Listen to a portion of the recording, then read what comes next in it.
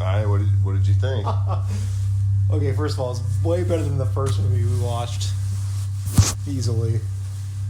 I liked it a lot. I think the ending kind of ruined it a little bit for me. It was very abrupt, and it doesn't really follow the rules. If that makes sense. Are you trying to eat the chips? I know there's no rules, but like you feel like there's some type of I guess you're trying to figure out the who done it, like who's the devil? Is the devil in a person? Is the devil there? Is the devil a part of the dad? Is it, but I think the end didn't make me feel satisfied with how the rules that the movie played by. Yeah. So I think it nails the mood. Like, I think it's a very moody movie. I think it does a good job of making you feel unsettled and like isolated. They do a good job of, I think, making you really feel that loneliness that the characters do. But I think the disappointing thing to me, and maybe I just need more time to kind of ruminate on it, but I feel like it's really close to making some kind of statement, but it really doesn't do it. It doesn't execute that, which is disappointing. Because I think that, like, okay, so what I would consider like maybe a comparable film is Hereditary, almost. Like that sort of family drama almost. And I think that Hereditary does a good job of helping you see that it's more than, it is a horror movie, but a little bit more than, there's something deeper to it. But this movie felt like it was trying to go for that, and it really couldn't square the circle, and was like, you know what? It's just spooky stuff. I agree. I think there's like a lot of family. It feels like there was a point, perhaps, to the whole thing. Like there was a theme, and I honestly thought it was going to be like about love eventually, or like this is almost about grief. It's about grief, right? It's about grieving your father, and then so the people who know him, like his wife, the farmhand, the daughter, the son, like whether it's real or metaphorically, kill themselves. I don't know if maybe that's too deep, but I think you're right. I think it does kind of pay homage to like a very Hereditary type, family qualms, and it's the devil's involved in somehow. I think Hereditary makes it more practical because like the devil was like part of the cult or whatever. So I think that, like, see, I felt like, okay, like I sort of was like, okay, this is a metaphor of grief. It is about it. So whenever he was getting calls from Becky, what I was assuming was going to happen was Becky had died. Yeah. And we were seeing how he was dealing with his grief. We're seeing how they're dealing with their grief as brother and sister not being there for their parents. The mother is dealing with grief because of what's happening with her husband. I thought that was going to be the metaphor, but obviously, like, it didn't seem like very consistent because Becky wasn't dead. And then I thought, okay, well, maybe it's more about guilt. Maybe it's more about guilt for not being there, guilt for how your husband ended up being, guilt for how guilt for Michael leaving the house and driving home. But then, what's the lead actor? What's the actress's, the main character's name? Louise, yeah. But given how Louise stays there, you think, okay, well, it's not about guilt. She's sort of embracing this. But then she ostensibly dies too, and you're like, okay, it seems like it just can't find the statement it's trying to make. Yeah, I think that's, when I say, it feels like it didn't follow the rules. But we're talking about very non-tangible things like guilt and, grief, but then there are real practical things happening, like the sheep and goats all dying, except for a couple. They said like that actually happened, and then was that did they witness that really? I mean, I guess they physically had to throw them into a fire, and they started a big fire. And then just with the very end, when Michael sees his family and they're all dead, but that's fake. Right? So it's like it's hard to differentiate between the fake and the real. And it almost is like it almost feels unfair to the viewer because it doesn't play by those rules. But it's just about like how many. I do appreciate the twist. That twist with Michael and his family was very, very neat. I thought that was. I feel like that had not been done before, at least on a modern like era type. I mean, I think in a way, and maybe in the biggest way, I think that like the sheep being slaughtered is a good metaphor for the movie. Like mass death and destruction, brutally so, by, she says that it can't be, it couldn't have been from wolves.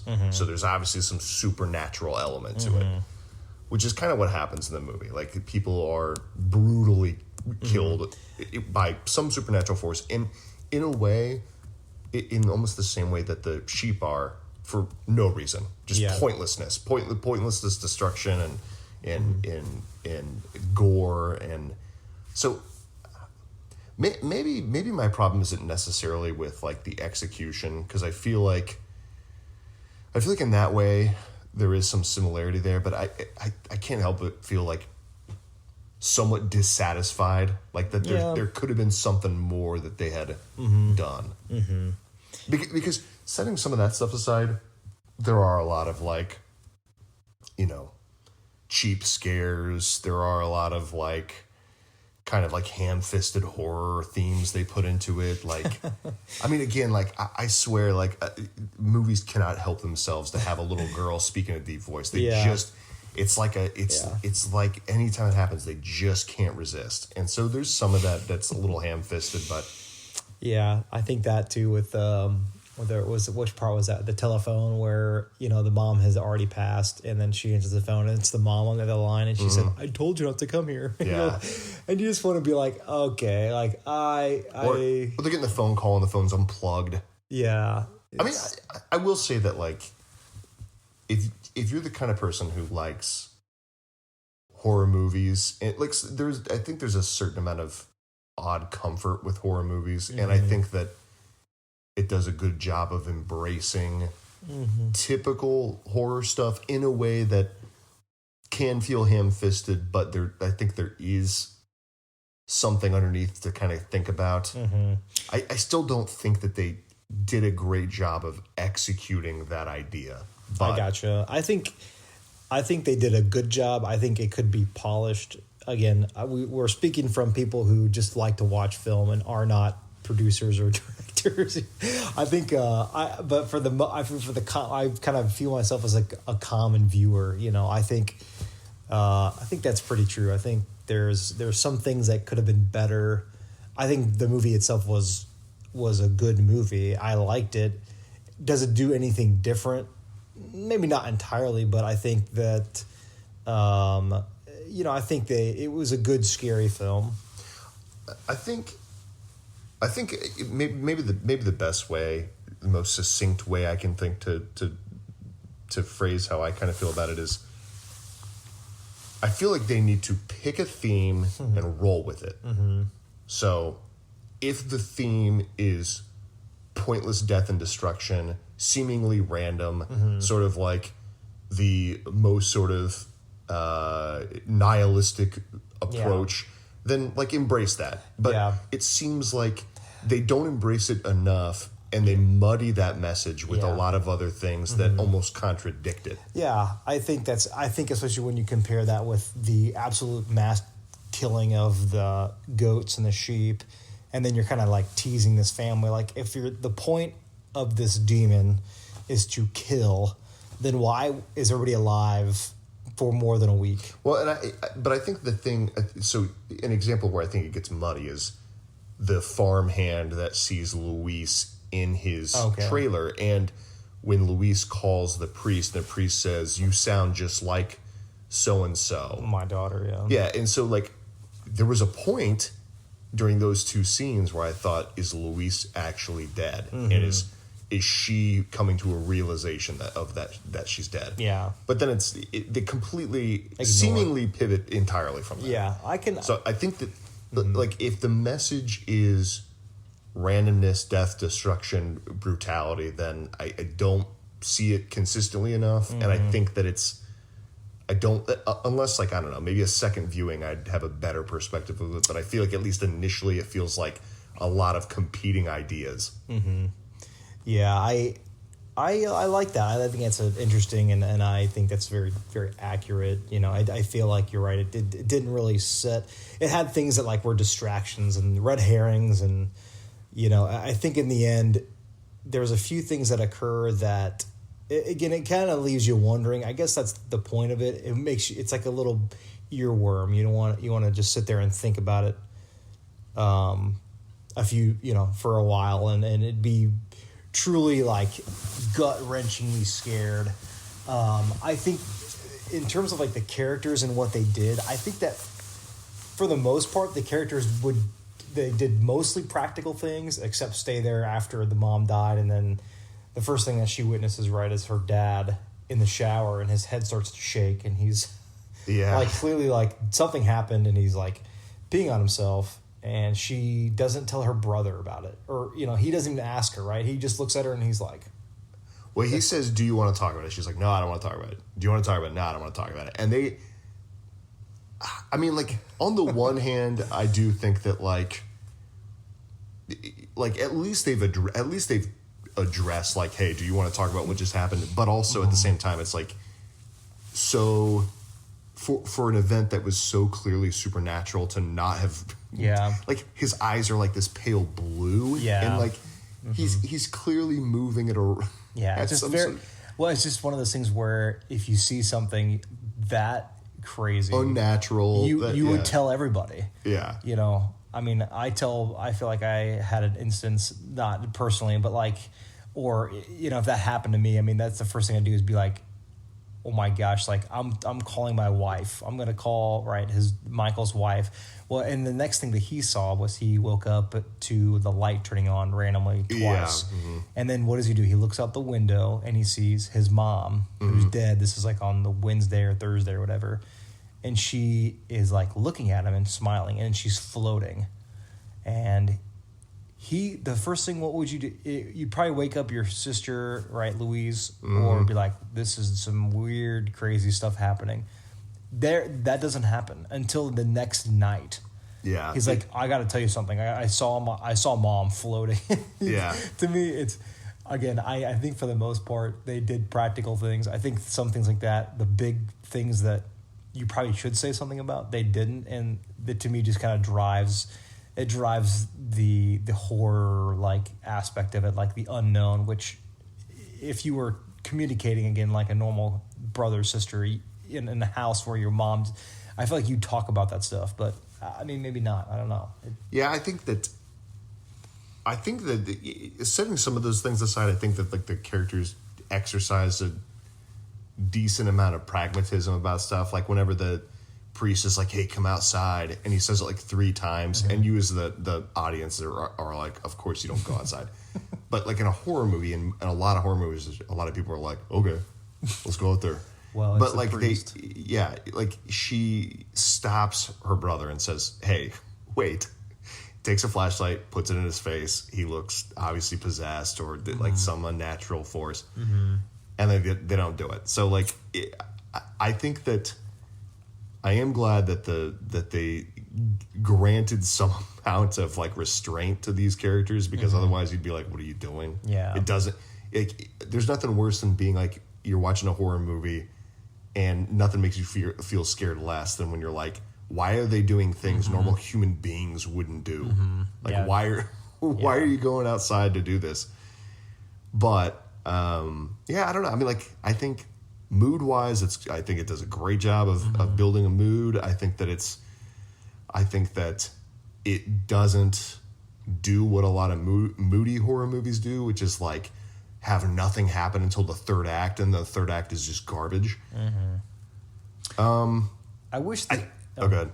I was saying, I wish the one thing they did differently with the plot is, the ending abruptly ends, which is fine. I'm not unopposed to abrupted endings, but the dad dies at the very end, and then you hear the mom singing her song again that she kind of would sing again, leading to believe like the devil's or the supernatural force, the devil, a demon, whoever is close, right?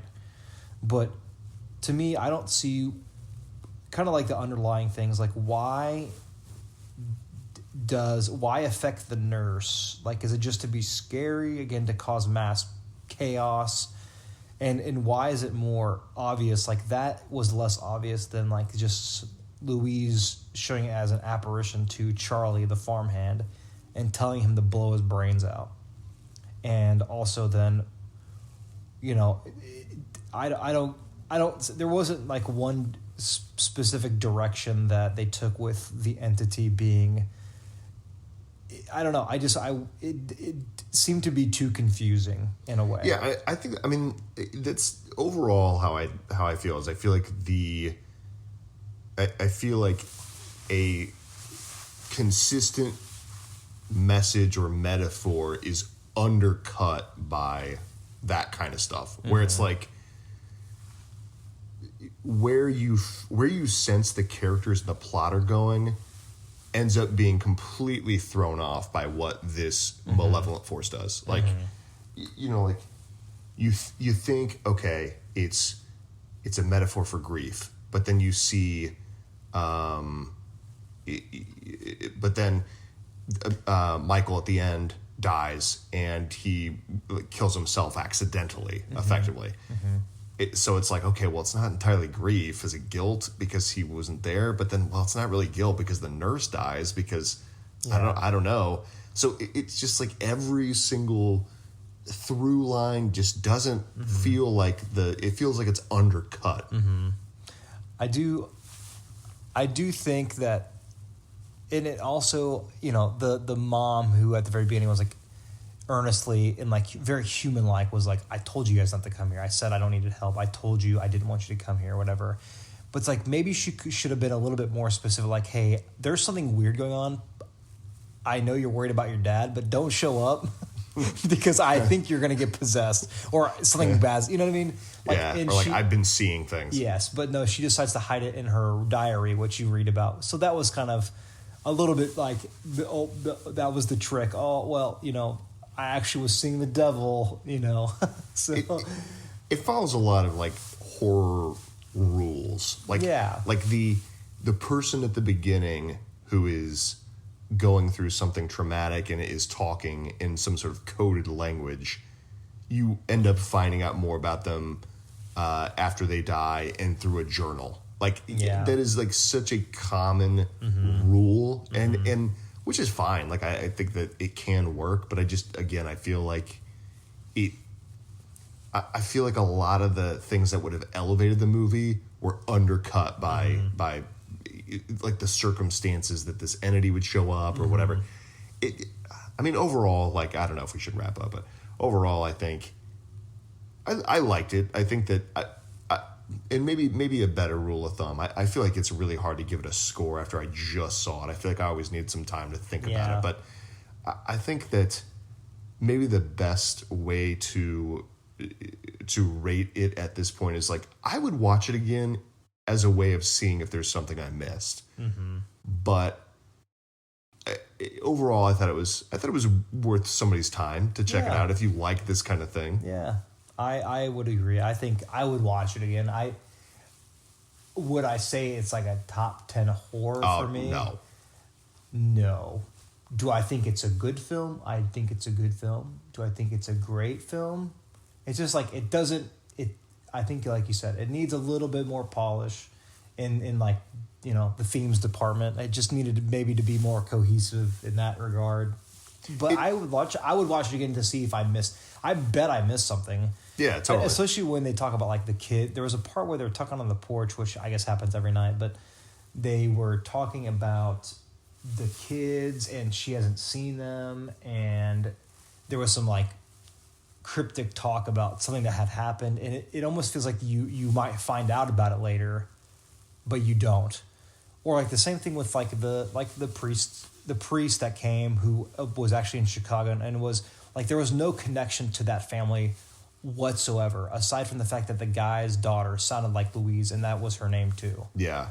And it's like there's no other relation. There's nothing about like he shows up to their door, and like there's just nothing about their relationship at all.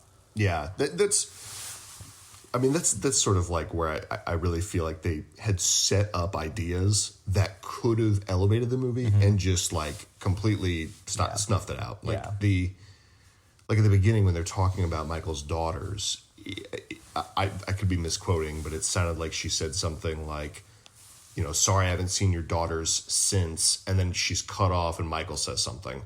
And so whenever I saw the scenes where Michael's talking to Becky on the phone and Becky calls him, I'm thinking Becky has died and she hasn't talked to the daughters since this event has happened where she had died. Which again, like I thought it was going to elevate this movie into like, this is about grief, this is about coping with grief, but it doesn't really get there because obviously she's not dead. And yeah, you're right. Like he gets to the house and it's like, what was the sense about? Yeah. So I'm trying to, I try to think of the who, what, when, where, why, and how. And I think, again, the characters are good. The story had a good premise. It was engaging. It did have a few cheap scares. And I think that's, I think it's better than sitting around for an hour and 20 minutes and then get scared in the last 10 minutes. And you're like, this didn't really pay off like I thought it would. I think the sound, like, if you're talking like audio wise, it was great. I thought the music was good. I thought the sound effects, I think they blended them a little too much. Sometimes there was like creaking and there was also like strings playing and you didn't know if there was like, was there something moving in the house or was that just a violin or something like, with this, like a squeaking chair on a floor.